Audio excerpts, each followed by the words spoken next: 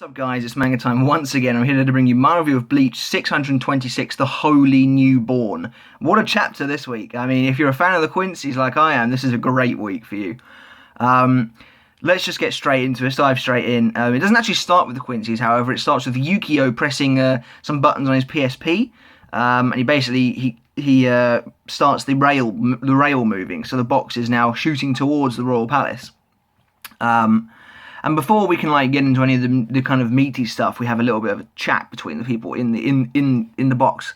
So the box is now shooting upwards. It's going through the Garganta and towards the Royal Palace. And Yhwach's like, we're going to keep moving until we get there, and then we'll ambush them in the throne room. She reveals that she actually dropped one of those little nail things next to the Soul King, apparently, when she was, trying to stabilize the barrier. So that's interesting. I mean, last week, Yhwach just annihilated that area, so the nail's probably gone. And actually, this is probably important for something later on in the chapter. So, Yhwach says, as long as they haven't noticed it, we should be able to reach the palace without any problems. And then Chad actually brings up something interesting I wasn't expecting at all. They start talking about Perna de Pankajaz. Chad's like, what powers does that guy have? We couldn't exactly see from where we were. And Yhwach is like, I have no idea, my arm just broke, so don't go near him at all. We'll try and attack him from afar. So I like that they're strategizing a little bit, but Orihime's like, I guess we should have asked them about the Quincy's powers beforehand. That might have been a good idea. I like that they didn't bother doing that, but whatever. Suddenly Riruka appears and she's like, shut up! And I think it's nice that she's talking to Orihime again. Obviously, those two have a bit of history together. Orihime wanted to be good friends with Riruka, but Riruka is obviously very defensive. But, yeah, she's now like, why are you even, bothered about stuff that's already happened? You're raining on our parades. But I don't think Riruka is right to say that. They're doing the right thing by strategizing here. Yeah, they shouldn't obsess over the fact they just got kicked out of the palace, but they should definitely be wondering about what Perna's powers are. But, whatever. Orihime thanks Riruka, and then Riruka's like, what are you doing? Why are you thanking me? And, they've still got the same dynamic as ever, basically. And Ichigo's like, then he turns his attention to Grimmjow, and he's like, so what made you come over to our side, Grimmjow? And Grimmjow's sitting up on this thing, just like he did back in the Aranka arc when he was in Aizen's little room with Luppy. But anyway, yeah, he's like, who said I'm on your side? Basically, Grimmjow's motivation is pretty much what you would expect. He says, if we let this Yhwach guy run free, he's going to destroy Huecamundo, right? So if Huecamundo's not around anymore, where am I supposed to kill you? So basically, that's literally Grimmjow's motivation. I'm interested that Ichigo hasn't, brought up anything for the Fullbringers. Now, I did say that in my last review that they did kind of part on decent terms. They weren't friends, but they kind of weren't really enemies anymore. Like, it had kind of been established that these guys had been wrong and they had been idiots, but they had been pretty much sorely trounced. So it didn't really matter anymore. So I guess, maybe Ichigo's now kind of mature enough to just look past that. And he's probably grateful for the allies. When he finally meets Ginjo and Tsukishima, that's when things might get a little bit frosty, and I'm very excited for that. However, we then move away from those guys, and we go to the Royal Palace itself, and we actually go with the Elite Sternritters. Yes!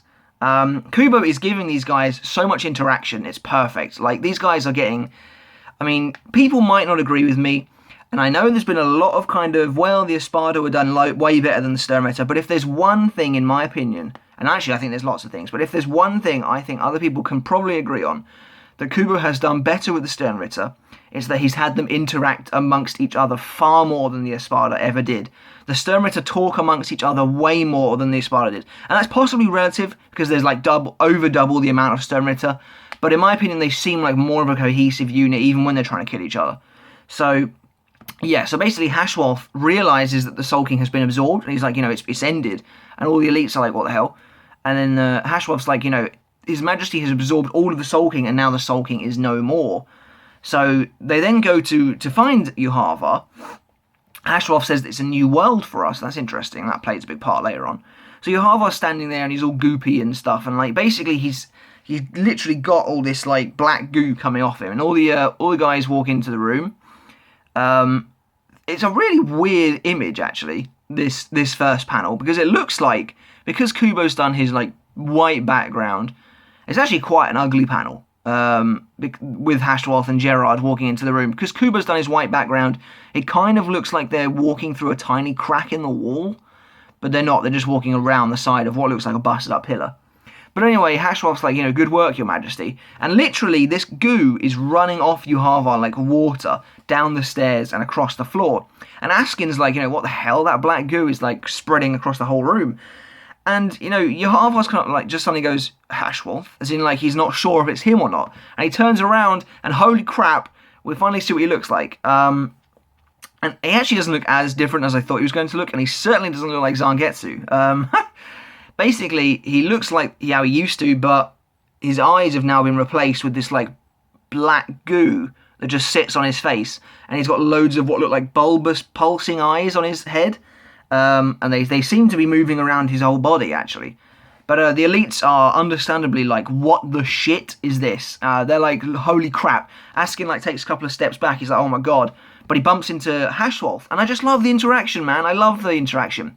Kubo's doing these guys really well, especially Askin. Askin is now my favourite Sternritter. I'm very sorry, Az, you literally weren't in the story enough. But you're still my second favourite. But Hashwolf's like, what's wrong? Calm down, Naklavar. And Askin's like, how seeing His Majesty like that isn't even phasing him? So, that's interesting.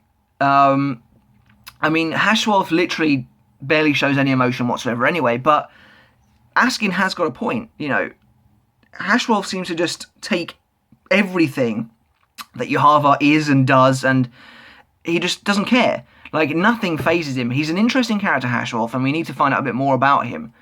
But, anyway, Yhwach's like, are you afraid of me? And he's like, you don't have to be. You get used to it soon enough. And I just love the fact that his men are, like, absolutely terrified of him now.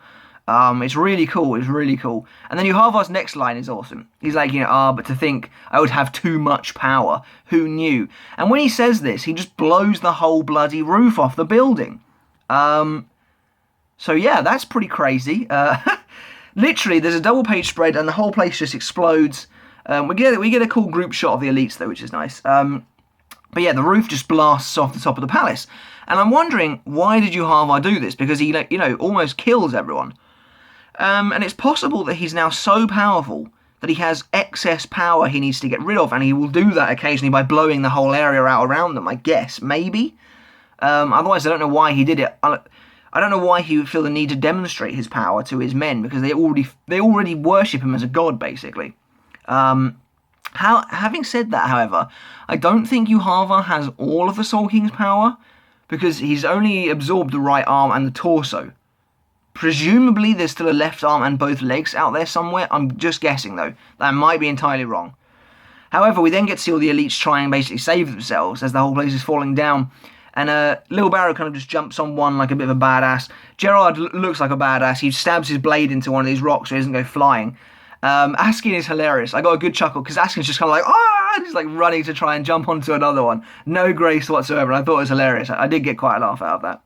But then let's move on to Pernida, because Pernida is fucking weird. Okay, so basically, I'm presuming she's a she still, is holding onto the rock with her head. Her head has, like, opened and is grabbing onto this rock. And I just want to deviate quickly to talk about Pernida briefly. I think Pernida hasn't got a form. I think it's a mass of something underneath that cloak. I have no idea what, but I don't think Pernida has a form. And I have a few, like, not necessarily, like, evidence to back this up, but I just want to bring up a couple of interesting points. Point number one is, have we ever seen Pernida move? Think about that. I don't think Pernida's ever moved. Like, when she first arrives, obviously she stands there with the rest of the elites, but then she doesn't, like, Gerard leaps in and attacks people and all this sort of stuff. Lil Barrow moves to shoot the buildings. Pernida doesn't actually seem to move, because when Lil Barrow is like, Pernida, can you help me? Pernida just stands there and, like, pulls out a little hand. And so Pernida does have hands, presumably, which she then uses to shoot her up, but she doesn't actually move from the spot. Same when Nimai Oetsu fights them, Pernida doesn't move. The rest of them move, but Pernida doesn't. Pernida just stands there and makes the head do that thing, and then Oetsu stabs her in the face. And my second thing to back this up is that And I think Kubo did this on purpose. I think it was like chapter 621 when, again, the palace is blowing up. Pernida falls off the palace.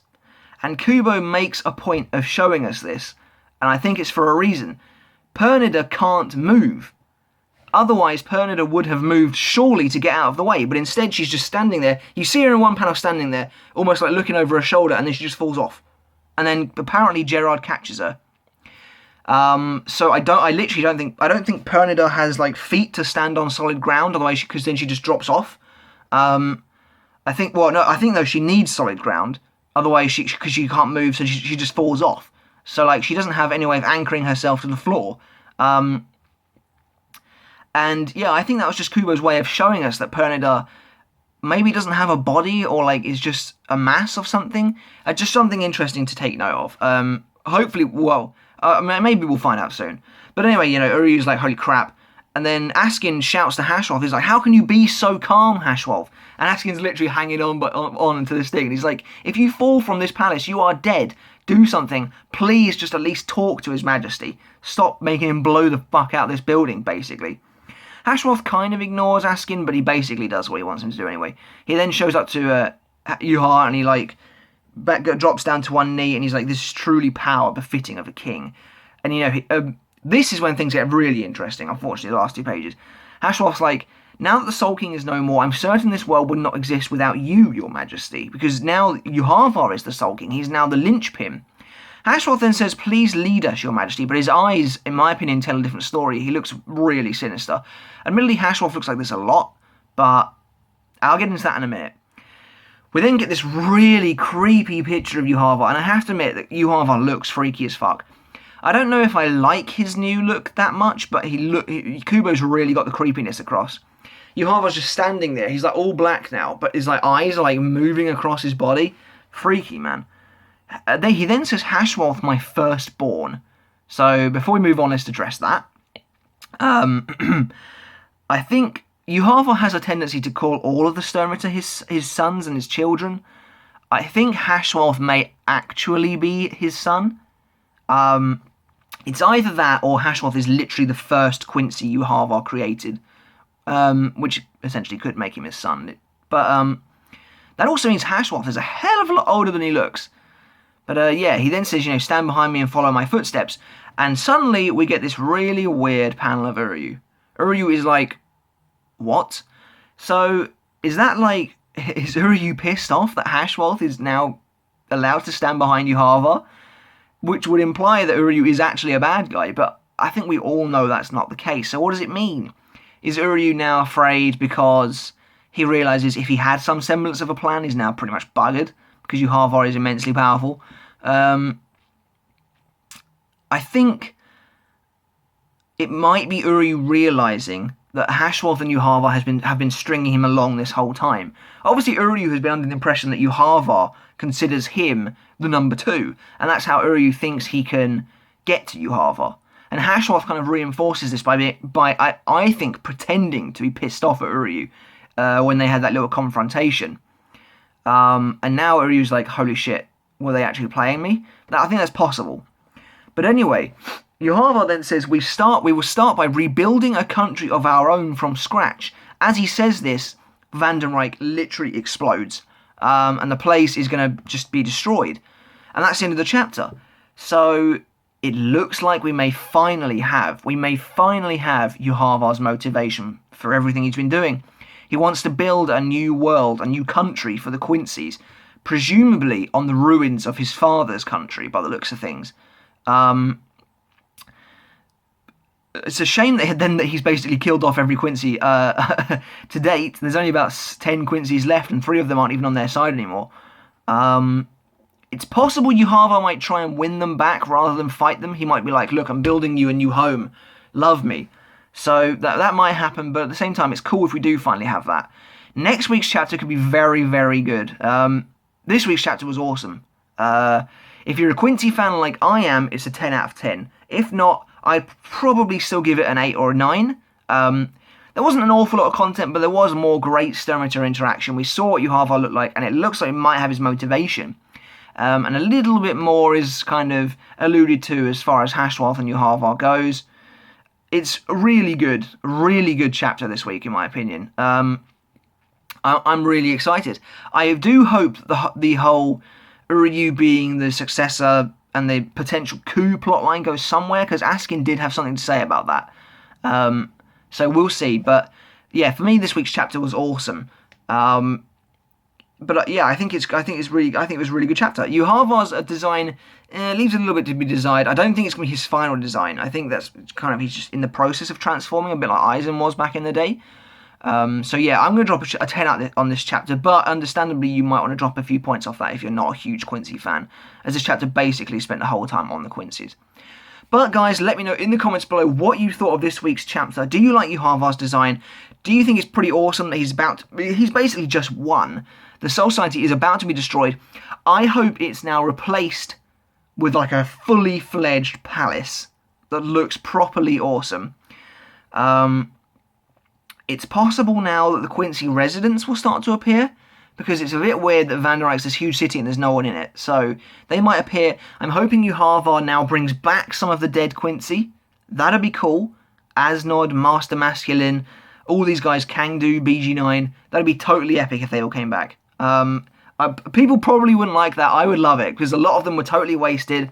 I'd love to see them in the story again. But let me know, guys, what you thought. Please subscribe to my channel. I'd be just so grateful. I'd really appreciate it. And give this video a thumbs up. That'd be awesome. But until next time, guys, see you later.